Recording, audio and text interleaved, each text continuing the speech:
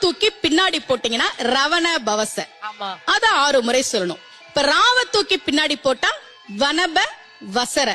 வாவ தூக்கி பின்னாடி போட்டா நபவ சரவ. இப்ப நாவ தூக்கி பின்னாடி போட்டா பவ சரவண. பாவ தூக்கி பின்னாடி போட்டா வசர வனப. ஒன்னொன்னையும் 6 முறை சொன்னா 6 × 6 36 வரும்.